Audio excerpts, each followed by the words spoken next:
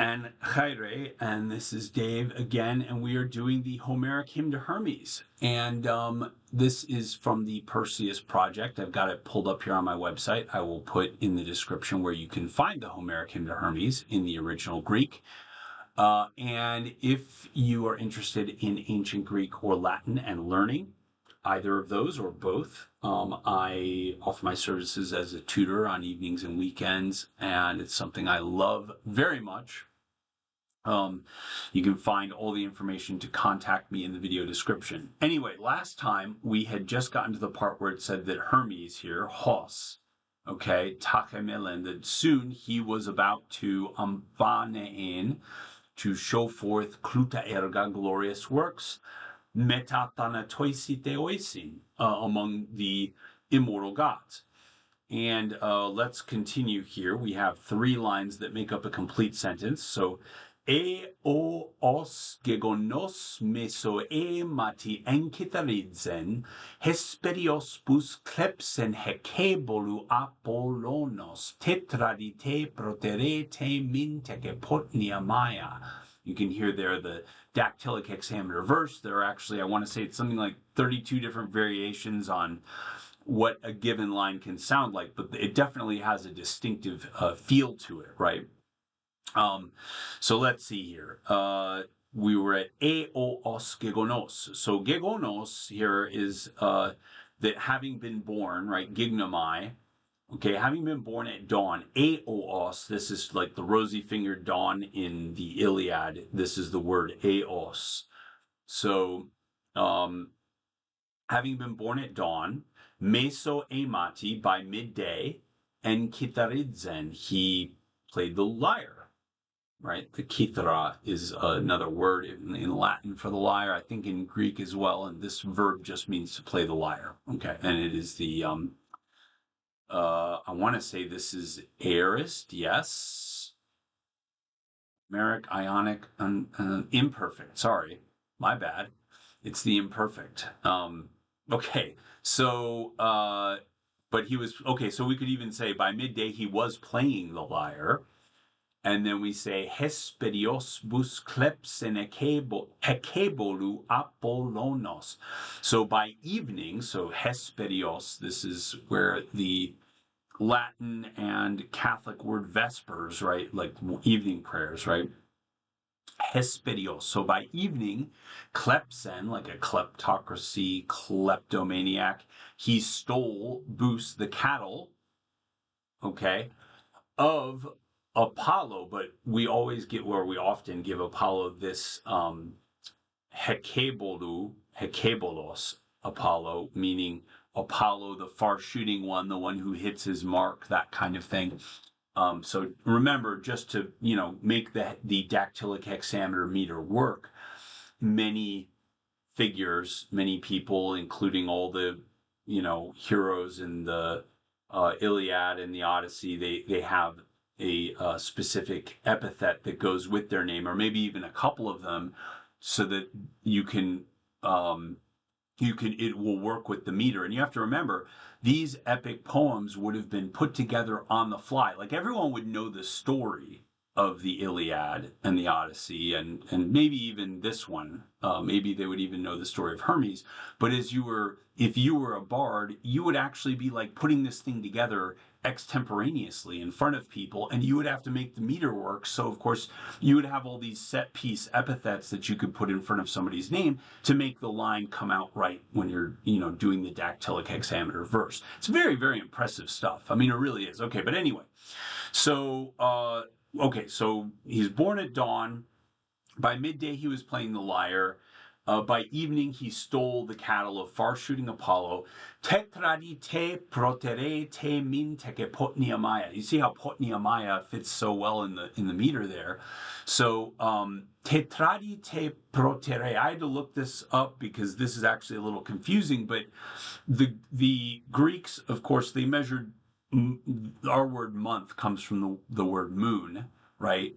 But they would measure their months, and they would split their months into 10-day periods.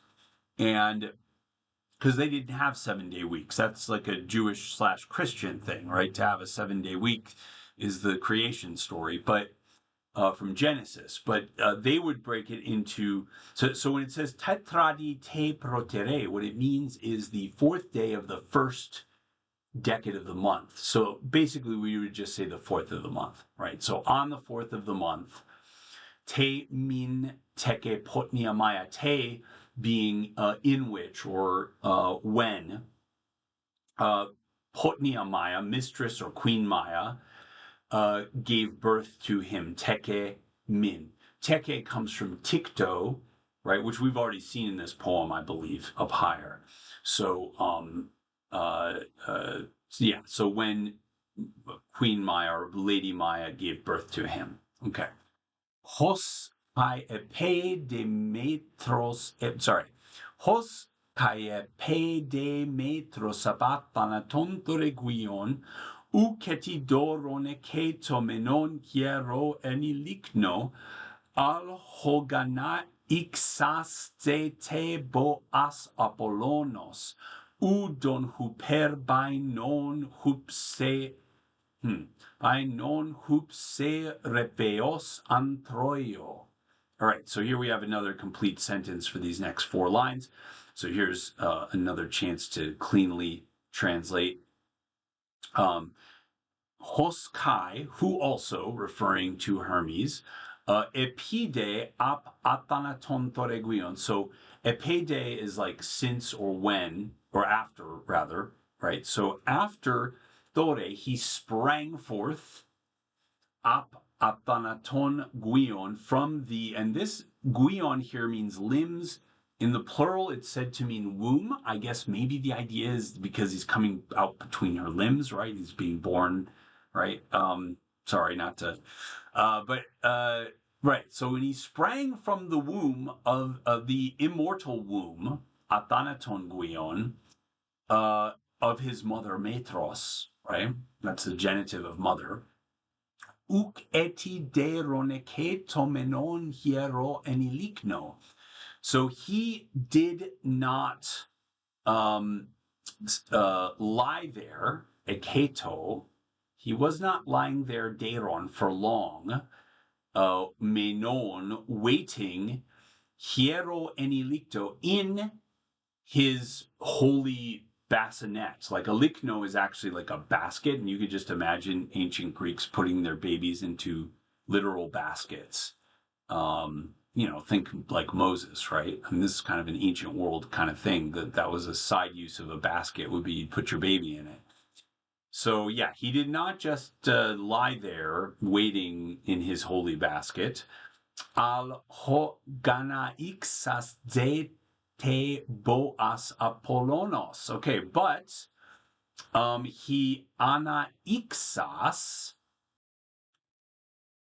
he sprang up, or springing up rather. Okay, so this is like a participle here. But springing up, zete, he sought or looked for the cows of Apollo, Apollo's cattle. Okay. U don huperbai non hupsere peos antroio.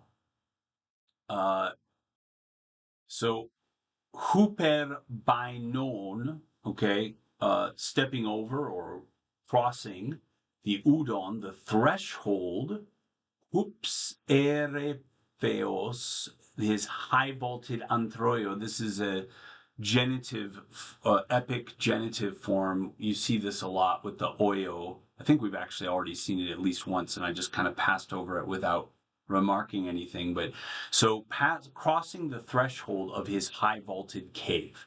So just to recap this sentence, who also, when he sprang forth from his mother's immortal womb, he did not long linger, or he did not long lie there waiting in his holy cradle, but springing forth, he sought out Apollo's cattle, crossing the threshold, crossing the threshold of the high vaulted cave. Remember the cave where Maya lived, if you recall from last time. So Enthachelun heuron ekesato murion olbon. So there, heuron, this is like the word eureka, right? Like the famous saying of Archimedes. So finding a helon, helus, it means a turtle, a tortoise. So there, finding a tortoise, he acquired it. This is from ktaomai. Okay, he acquired it, or he acquired great, like boundless joy.